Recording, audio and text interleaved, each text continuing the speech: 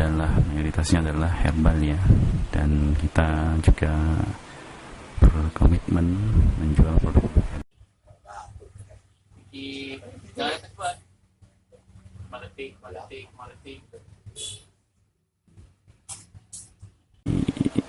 Kabupaten Sleman, Yogyakarta ya, tepatnya di Jalan Kaliurang kilometer 13,5.